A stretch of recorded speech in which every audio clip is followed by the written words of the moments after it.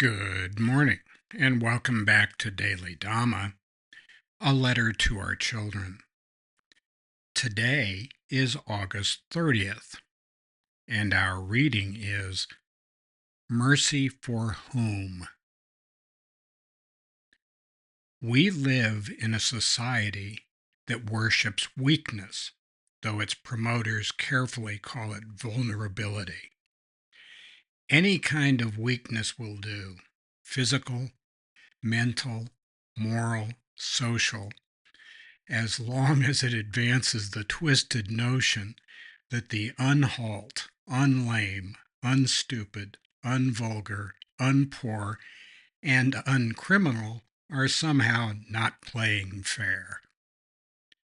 And that's Florence King from Stet, Damnit. The justice system is supposed to protect victims, not perpetrators. Punishments should be proportionate to the crime, but everyone is responsible for their own actions. And a sad story is insufficient reason to allow people to run amok. The Buddha said to refrain from burning, looting, murdering, and otherwise abusing people. It's best to mind our own business, keep our hands to ourselves, and to not be jerks. It's also reasonable to expect others to do the same, but don't hold your breath. Expectations are resentments under construction.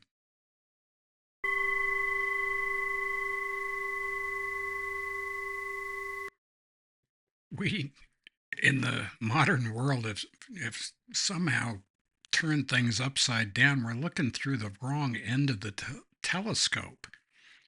A society has certain basic requirements. We need to have shelter and food and water and safety and like that.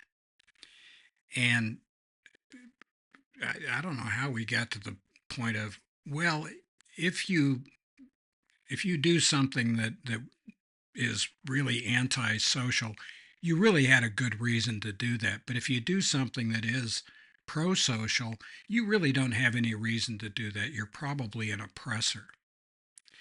And maybe this is just a byproduct of the Marxist stuff, the intersectionality and the all of the postmodern stuff that we get from Foucault, but glorifying the dysfunctional parts of our society and demonizing the parts that work does not sound like a very good idea.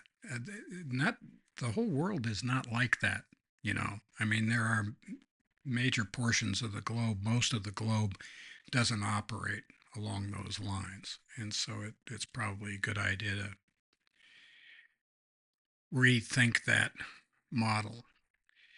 Teachers, you need to be in the business of passing on what's successful in society, not passing on what is unsuccessful. And for that, you need the guidance of the parents, the clergy, and the community who set the guidelines for the kind of education we want our children to receive. Of course, that's just our view. Florence King, Miss King, is a 33rd degree Heyoka. If you're unfamiliar with the term, look it up. It's a sacred clown that comes from the Sioux, northern plains Indians. And this sacred clown often ends up being the shaman for the tribe. And they illuminate the tribe's foibles through humor and cast a light on places that might otherwise be too tender.